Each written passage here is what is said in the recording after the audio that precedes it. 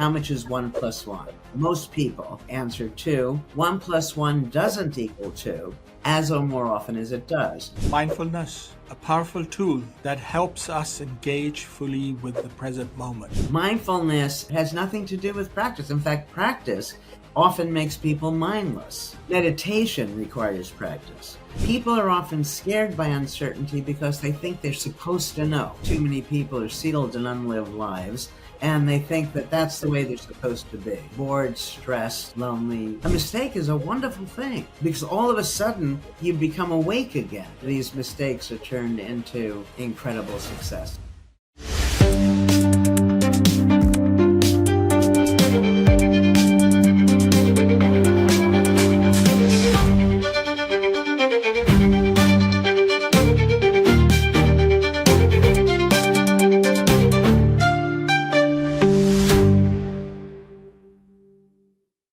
In each episode, we dwell into the realms of wellness, exploring the latest trends, expert advice, and practical tips to help lead you a happy, healthier life. We aim to bring a broader perspective to our American audience on issues that impact your daily life by interviewing guests from the US and around the world. From nutrition and fitness to mental well-being and beyond, we're here to empower you with knowledge and inspiration. So whether you're looking to boost your energy, revamp your diet, or simply trying to find a balance in your lifestyle, you're at the right place. Join us as we embark on a journey towards a better, brighter you. I'm your host, Dr. Amir Khan, and together let's unlock the secrets to living life to its fullest. Mindfulness, a powerful tool that helps us engage fully with the present moment. It allows us to reduce stress, improve focus,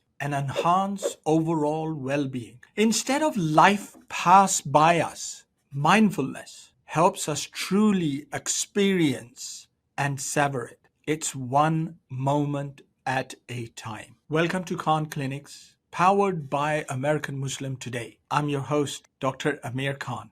Our guest today is a renowned American psychologist. She's a professor at the Harvard University. She's known best for her pioneering work on mindfulness and the psychology of possibility, often referred as the mother of mindfulness. Dr. Ellen Langer, her research focuses on how our mental states, particularly mindfulness and mindlessness, affects our health. It affects our well-being and overall experience of life. Dr. Langer has written over 200 research articles and 13 books, including her recent edition, Mindful Body, Thinking Our Way to Chronic Health. Her research shows a new way to practice mindfulness, not through just meditation, but by simply noticing new things. She has earned 3 Distinguished Scientists Awards for Unifying Psychology, Guggenheim Fellowship, and the Liberty Science Genius Award.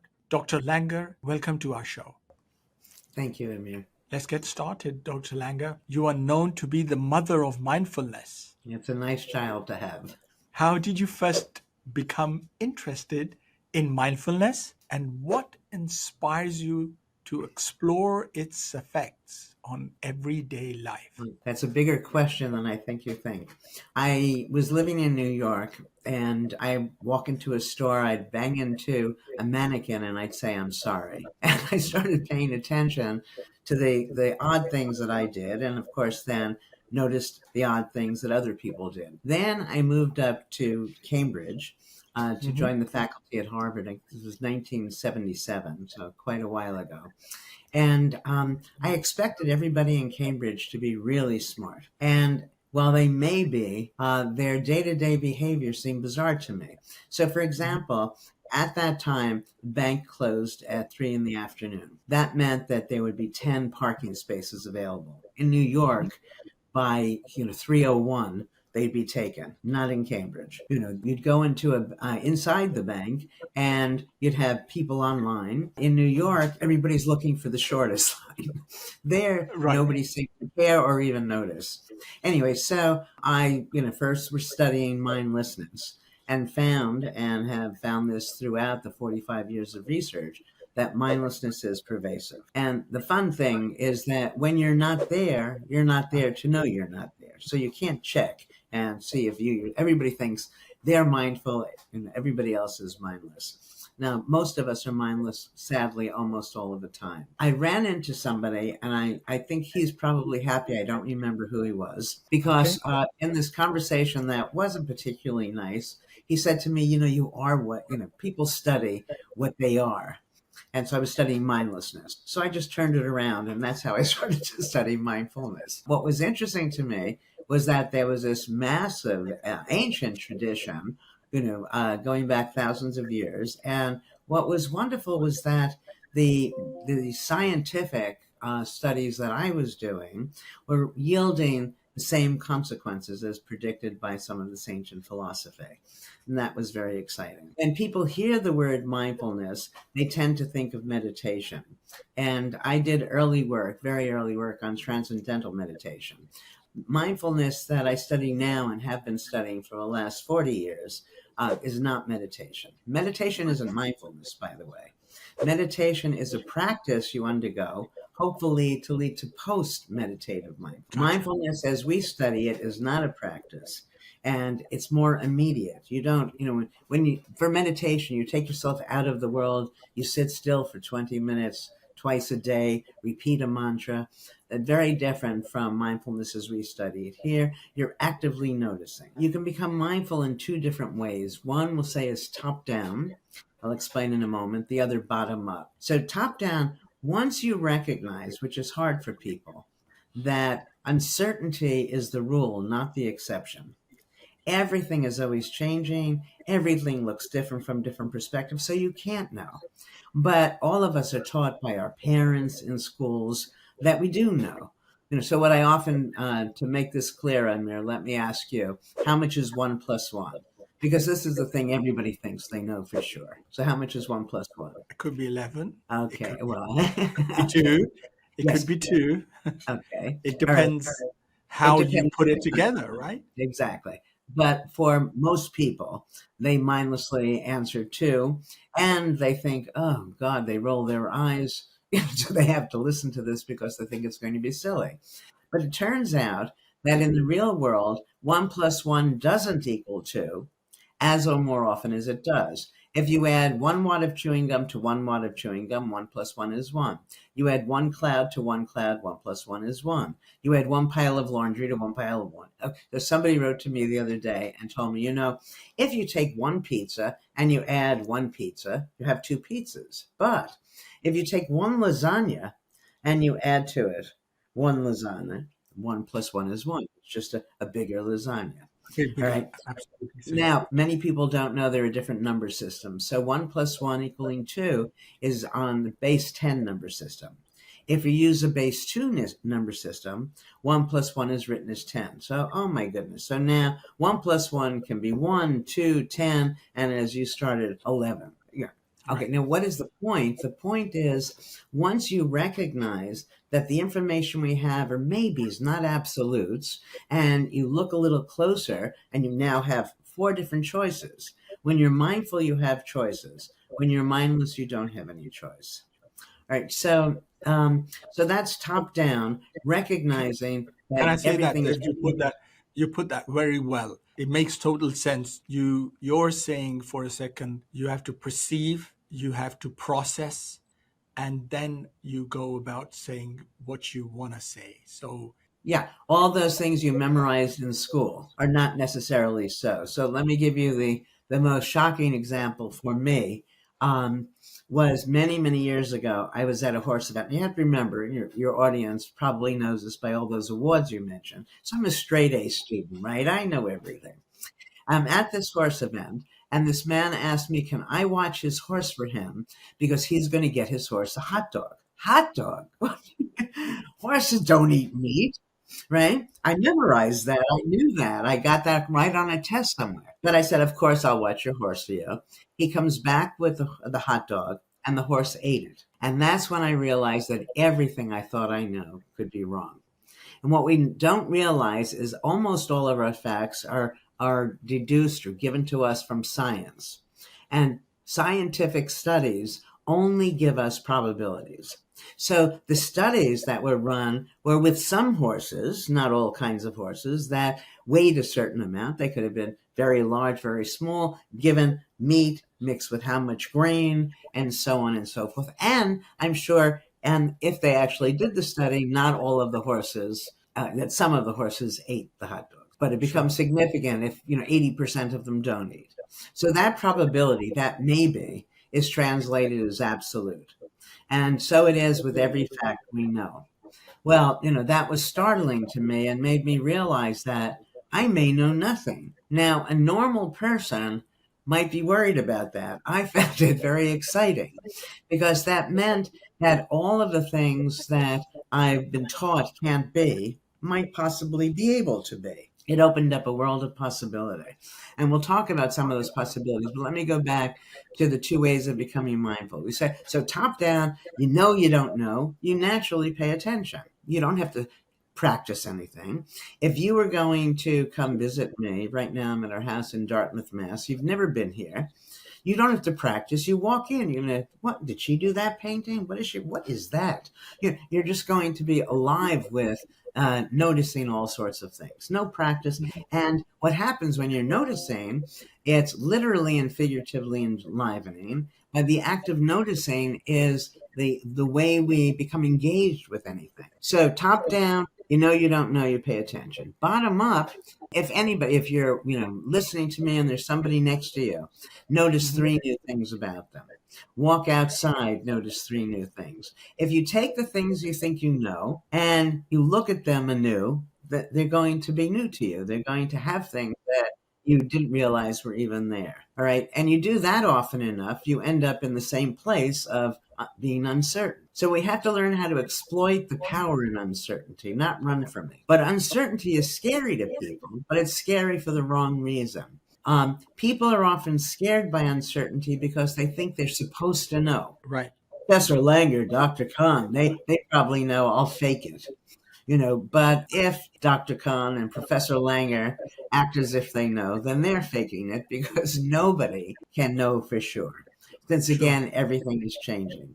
All right. So what that means, the bottom line is, instead of making a personal attribution for not knowing, I don't know, but you may know, it's knowable, so I'll try to hide my ignorance. We make a universal attribution. Nobody knows, right? And then you accept not knowing. And I think the most successful way to be in this world is to be confident and uncertain. People typically conflate confidence and certainty. They think, when you know, then you can be confident. But the person who's pretending to know is confusing. This might be a mouthful, but confusing the stability of their mindsets with the stability of the underlying phenomenon. Everything is changing. You want to hold it still and think you know it, that's fine, but it's not what's going on. All right. So this act, so let me define now these two terms. So when you're mindful, you're noticing new things. As you're noticing new things, that puts you in the present Hmm. necessarily, makes you Gotcha. sensitive to context and perspective. You could Sure. have rules and routines, but they're not determining what you're doing. They're just guiding you, so that you're still driving the car in some sense, driving where you're going, what you're doing, and can make changes. It's the essence of engagement. So when you're mindful and you're engaged, that's when you're happy.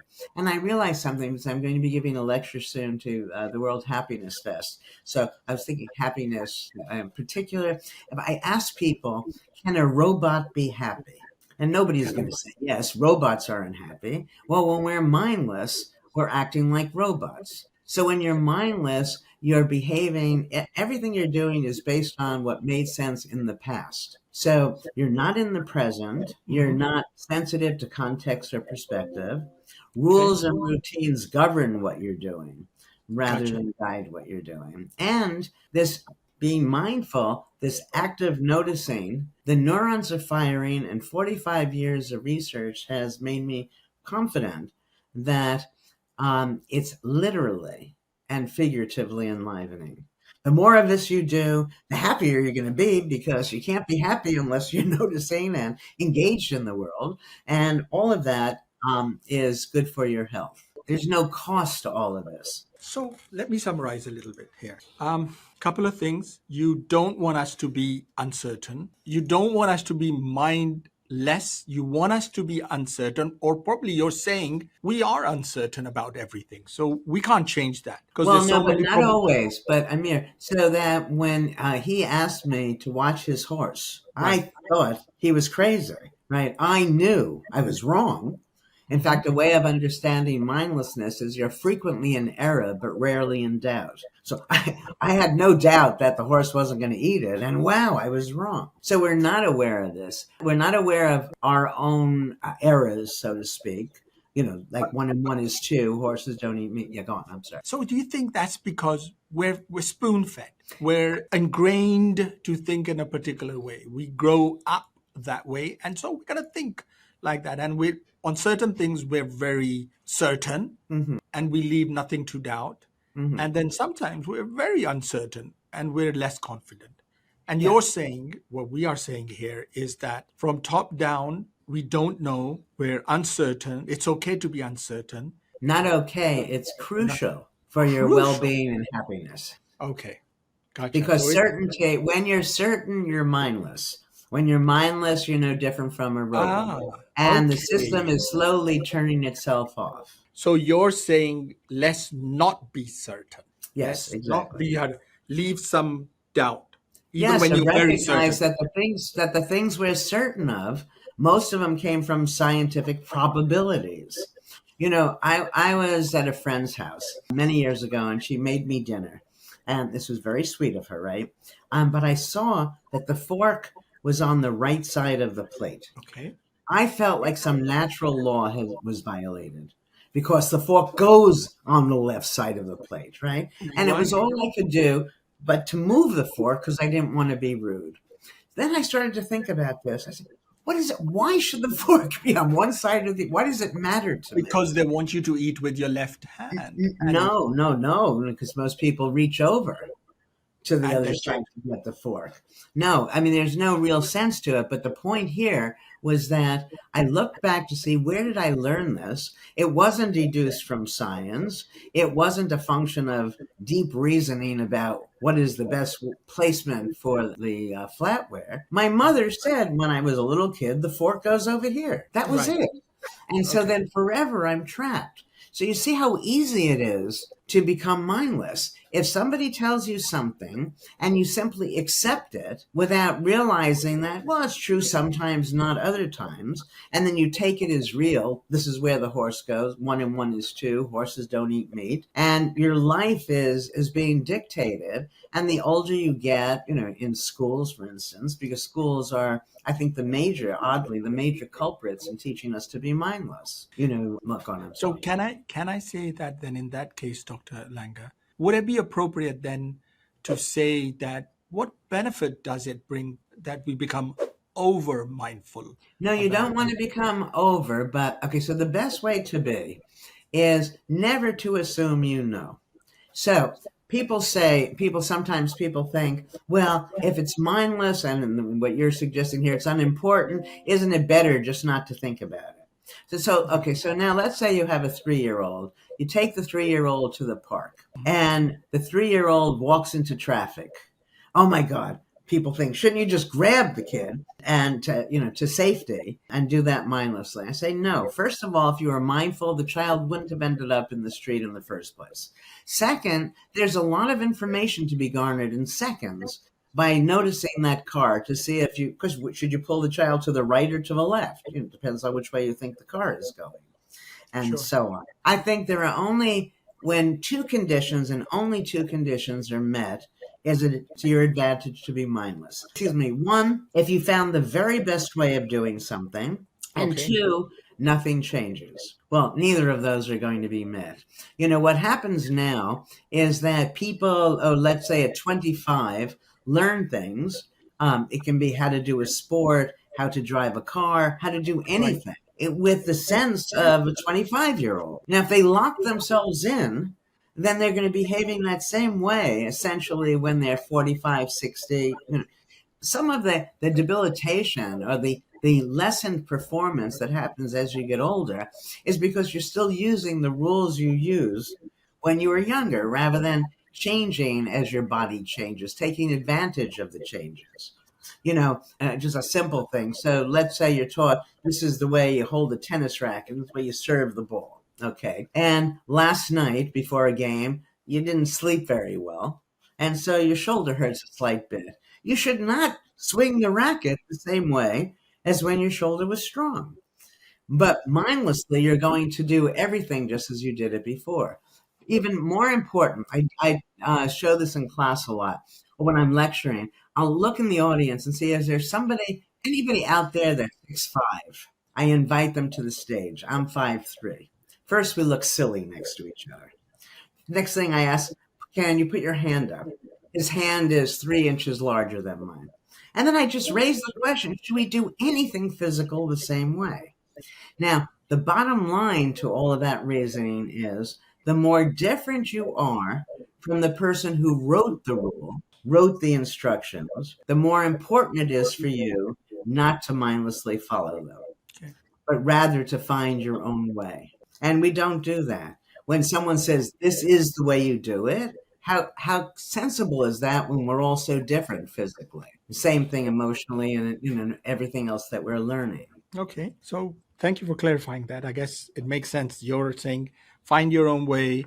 Well, the important part of that is that people don't think to find their own way because they've been shown what they take as the way. And there is no the way, So his way. let's say, Dr. Langer, there is an advantage. Mindfulness, we say your work revolves around that, improves health. Tell us some recent findings. Okay, so that one is easy. Yeah, this is most exciting for me. First, years ago, we did several studies where we take elderly people, we teach them to be mindful, and this is just active noticing, and they live longer. So the consequences are enormous. It occurred to me after that horse event to question everything. One of the things that I questioned was mind-body dualism. People talk about this, your mind, your body, without really knowing what they're talking about. And these are really just words. And I say, if you have a mind and a body, then you have to figure out how do you get from this fuzzy thing called a thought to something material called a body? How do they talk to each other? I say, this is all silly. Let's take the mind and the body, put them back together. If we see it as one thing, then wherever we put the mind, we're necessarily putting the body. Now, these studies all reported in a very fun way in the Mindful Body. The first one of these was the counterclockwise study. What we did was retrofit a retreat to appear to be 20 years earlier. We had elderly men live there as if they were their younger selves. So they talked about past events as if they were just unfolding. Everything that was happening was as if it was happening 20 years ago. So to you, you're 20 years younger. In a week, the measurements showed old men. Their vision improved, their hearing improved, their memory improved, their strength improved, and they looked noticeably younger. That was the first of all of these. And I have many of these. The next one is even more startling. You should feel if you feel like you're young, you're going to be young. Exactly. Yeah. And that people think because of some of these absolutes, they assume they can't do many things. You don't do it a few times and then you say, I'll never be able to do it again, or I can only achieve this much success and so on. And you can never know that. But those are the kinds of expectations that block us and hurt us in ways that people don't even realize. Before I tell you the chambermaid study to support what I'm saying now, I say in my health class, how far is it humanly possible to run? So these are Harvard kids. They're very smart. They know a marathon is 26 miles. They know I wouldn't ask the question if the answer was 26 miles. So they start guessing 30, 35. And when somebody finally says 50 miles, everybody groans like, how could that be? Then I turn on a YouTube of the Tarahumara, which is a tribe in Copper Canyon, Mexico. These people, as a rule, are able to run over 200 miles without stop. That's a massive difference, right? Now, so we have an average person among the Tarahumara compared to our Olympic athletes here. And that only approximates the difference between, in my view, of what we think we can do and what in fact we can accomplish by changing all of our mindsets. So we go to these chambermaids. And chambermaids are the women who are cleaning hotel and motel rooms. First thing we do is ask them, how much exercise are you getting? Hmm. Even though they're exercising all day long, Yeah. because the Surgeon General says exercise is what you do afterward, because he or she sits at a desk all day, they Right. don't see, and they're tired. They don't get any exercise in their minds. We Right. divide them into two groups. I did this research with Ali Crum. We do divide them into two groups, and we teach one group that their work is exercise. Making a bed is like working at the machine at the gym, and so on. So now you have two groups. One group doesn't realize their work is exercise. The other group now realizes it. Okay. So they're mindful. They're They're basically they're yes, mindful. yes, they're Right. mindful, but and yes, thank you. Okay. Right. Now what happens? This goes on for a week or two. I don't remember how long we ran it. We're ready to see, does it make any difference that they now have changed their mindset and see their work as exercise? The two groups are not eating any differently. Hmm. They're not working harder or less hard than the other group. Nevertheless, the group that now sees their work as exercise lost weight. There was a Interesting. change in waist to hip ratio, Interesting. body That's mass index, and their blood wow. pressure came down. I'm gonna say that's fascinating. Okay, I'll give you one more and then we'll go because there's so Sure. much in this book that, Yes. is exciting in these ways. All We in mindful body, right? Thinking mindful your body, way to chronic chronic health, health. thank you. The It's mindful body. used an interesting term, chronic health. Yeah, So I mean, just to make people pay attention to why they should accept chronic should only be illness. Thank you for noticing that. exactly. Well, you made us mindful at the on the The title, then, title right? was my intention. All right, so we Okay. inflict a wound. This is Peter Unger, Right. my graduate student. I inflict a wound, minor Uh-huh. wound, but a wound. Uh-huh. And we have people individually sitting in front of a clock. Unbeknownst to them, the clock is rigged. For a third of the people, the clock is going twice as fast as real time. For a Okay. third of the people, the clock is going half as fast as real time. For a third of the people, the clock is real time. The question we're asking is, does that clock, perceived time, have any effect on healing? Well, the answer is yes. Really? Wound heals based on perceived time, No clock, way. not No, real time. really. So we have lots of these, and let me tell you, you'll enjoy this story. So when I started to write The Mindful Body, I wrote it as a memoir. So there are lots of very personal stories in them. And these seeds were sown many, many years ago for this mind body unity. People talk mind body connection. It's Hmm. wrong. How are they connected? It's one thing. Okay, let me tell you the story. So I was married when I was obscenely young. Don't tell anybody. Well, I was secretly married first, and that they can read about. Then I got married again at 19. And Okay. my then husband and I went to Paris on our honeymoon. So Uh-huh. we're in a restaurant and I order a mixed grill. On the mixed Hmm. grill is pancreas.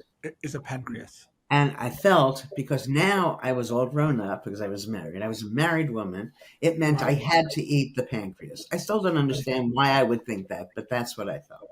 All So right. I say to him, who he had been, he was more worldly than I at the time, which of these things is the pancreas? Is that? So, okay, I eat everything else very carefully. Now, the moment of truth. Can I get myself to eat it? I Right. start eating it and I literally get sick.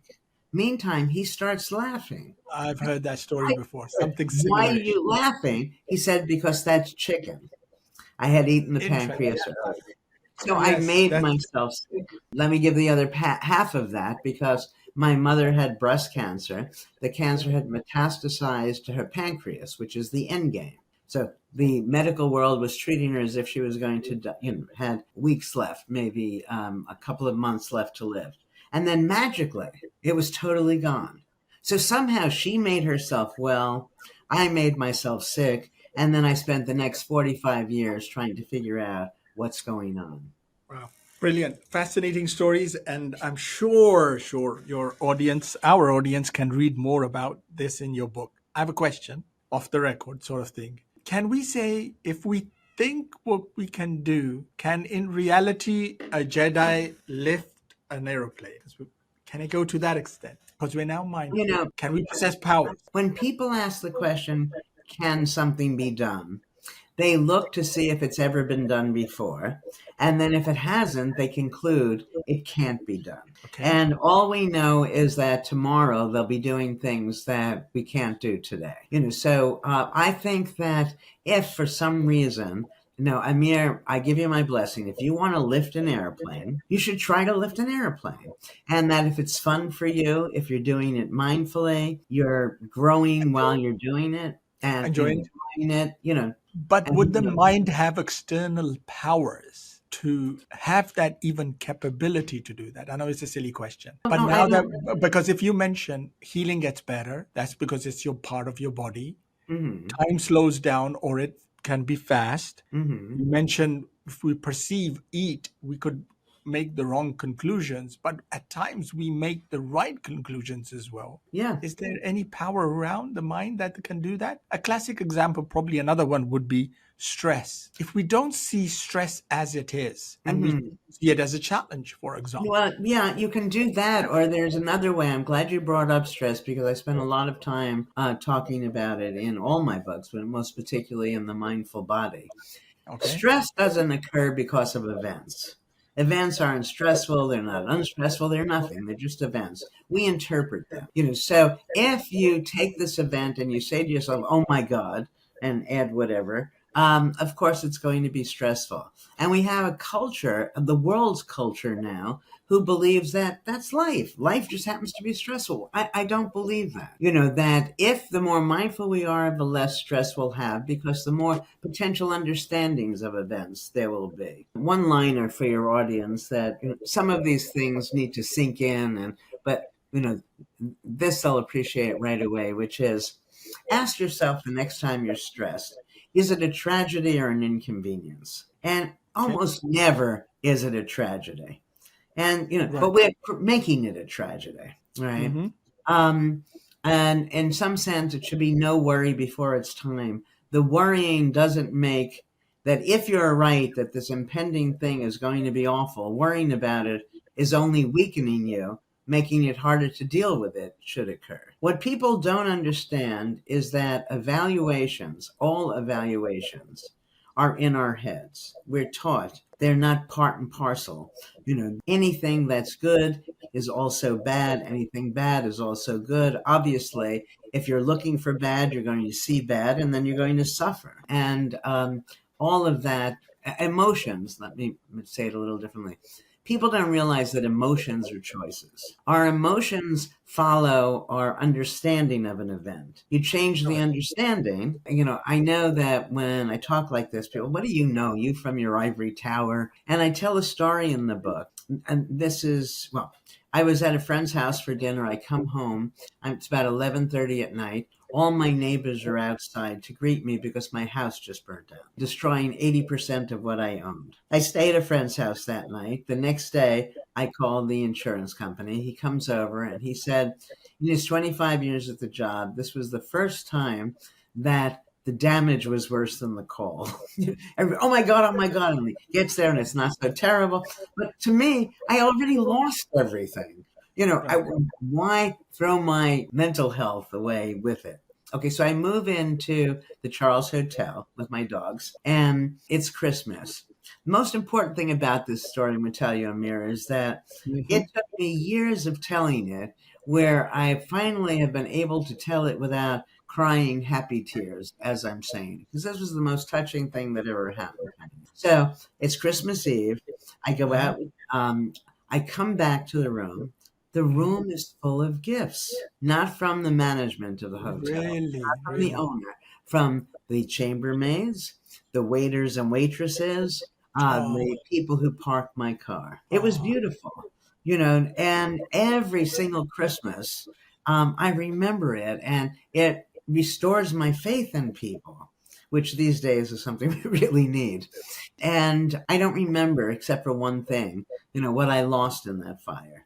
So, well, no one would say having the fire was a good thing. If we looked over time, yeah, it brought me more pleasure than pain for sure. But that's Dr. not the world most of us experience. Most of us experience, oh my God, I missed the appointment. Oh my God, I screwed up the project. Oh my God, I was rejected.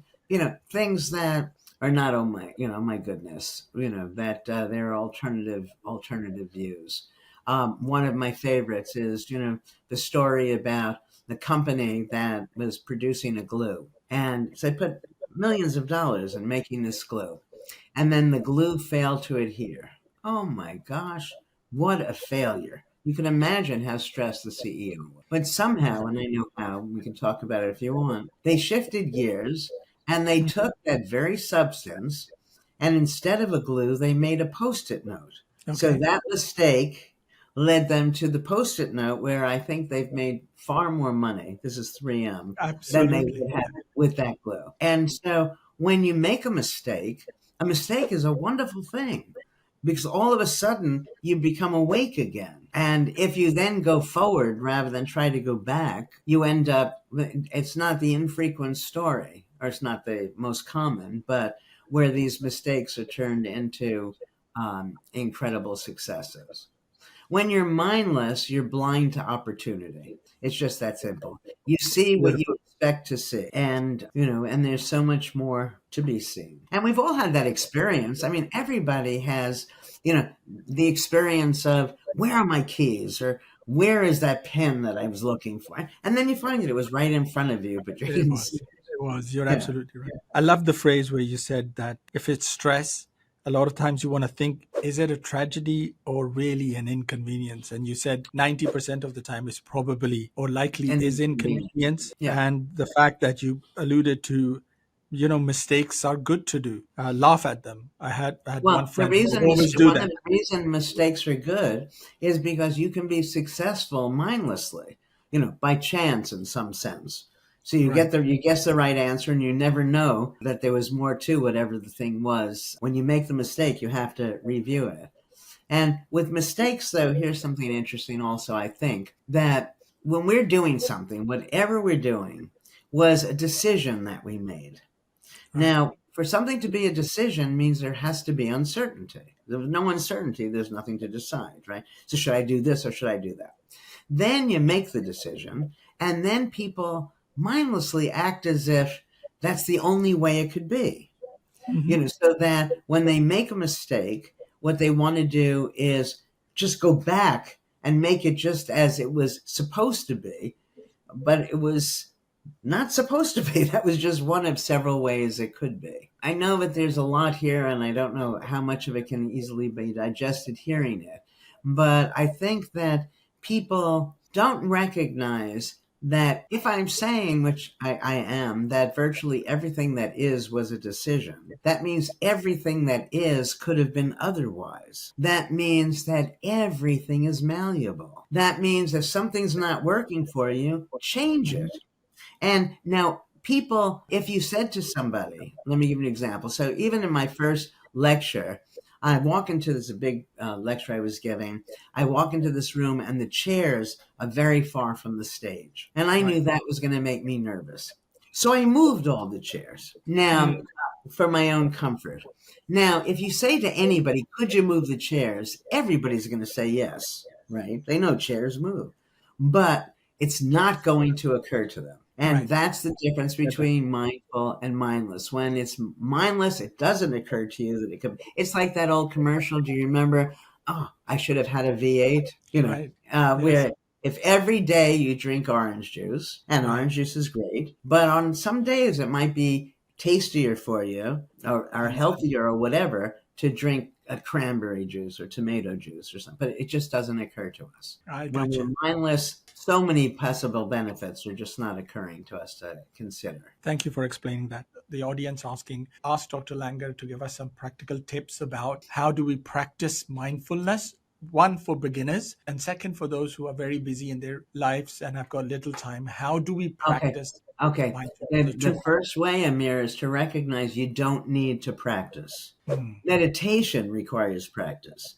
Mindfulness, as we're talking about, it has nothing to do with practice. In fact, practice often makes people mindless. Oh, What you interesting. want to do is recognize the power of uncertainty. And then, everything feels new and exciting. And Right. that, you do something and you screw up, you could feel bad or you could laugh at it. Your reaction isn't predetermined.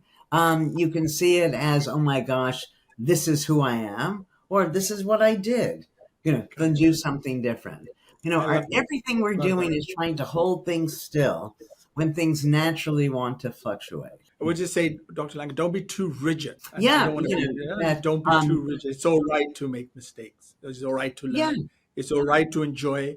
It's all right to laugh at your mistake and look at the well, opportunities. That's but perfectly fine. here's So I get something that. that people Brilliant. don't realize. You can be perfectly mindless or imperfectly mindful. So an example I've used often, remember you're a little kid and you get in the elevator and you try to press the button, but you're too short. You can't. Your parents pick you up and you press it. And the next time you get in there, you get in a little closer. So it's great fun for the child, right? Then finally, the child is tall enough, presses the button. You tell me the last time you pressed a button in an elevator where it was exciting for you. I got you. So the point is, we don't want all that perfection that we keep seeking. It's the journey to that perfection that's fun. But once we achieve it, then it becomes mindless. And when it's mindless, we're not there to enjoy it. So just enjoy, just pause and be mindful. Yeah. And Recognize, so the tip is, recognize. yeah, the tip to how to be mindful, we'll go back to the first thing we said, was one, appreciate that everything is uncertain, not just for you. So it's not that you're stupid, that you don't know. Nobody really knows because everything is always changing. Two is, of the things you think you know, notice new things about them. And then you'll see you didn't know as well as you thought you did. And you do that often enough, and you come again to appreciate the glory, in some sense, of uncertainty. It's the uncertainty that keeps you excited. Right? Beautiful. It's Love very that. easy. And it's not only that it's easy, but it's this act of noticing is energy begetting. So it's good for you, keeps you happy, keeps you healthy, living longer. It even reveals itself in the things that we do, leaves its imprint on the products we create. There's no downside. Love it. Very good. Last question. You wrote your book, Mindful Body Thinking Your Way to Chronic Health, and you do have an artistic background. Tell us, how did you combine the two? And Well, in no, no, general, it's very interesting. So I was brought up when, some teacher, I can't imagine what mark I might have made on a page that would lead the teacher to believe I had no talent. But I wasn't one of those kids who could draw. As I tell the story in The Mindful Body, at one point in college, I was doing some work for a professor, and I came up with something that she didn't know. And that made it a big thing because I had suggested something new to her. So she said how creative I was. Then I had another teacher around the same time. I wrote a program text as a final paper, and he wrote on the paper, "I can't believe your chutzpah," which is, and so in some way, two professors were simultaneously telling me I was creative. It was never a label I had for myself. So then I started to explore. All right, let me see what it means to be creative. Now, nothing much happened. I did my psychology and came up with creative experiments. And then when I was about 50, I started painting. And I would paint and I'd have some experience. And then I'd go back as a psychologist and do studies to see, was it just true for me or was it more generally true? And I wrote about all of that in the On Becoming an Artist book. But it's great fun, and there are some people who love my things, some people, think they're terrible, and that's fine too. It's If you paint by numbers, then it's not going to do anything good for you. If you just copy the masters, it's not going to do as much for you. But if you do it mindfully, it's a way to come to realize what that feeling feels like. You don't have to paint. You can start writing poetry, take photographs, learn the kazoo. I mean, it doesn't matter. When you start something new, the excitement you have about it is the way I think we should feel all the time. Let that be the baseline. And when you deviate from that, then make the change. Right now, sadly, too many people are sealed in unlived lives, and they think that that's the way they're supposed to be: bored, stressed, lonely. And I say it doesn't have to be that way. And happily, to make the change doesn't cost anything and is reasonably simple. Dr. Langer, thank you so much for joining us. Thank you for sharing your thoughts on mindfulness, and good luck. And if anyone wants any more information, please look at the book Mindful Body: Thinking Our Way to Chronic Health. To the Thank viewers, you, Amir. This was fun. Be absolutely well. appreciate.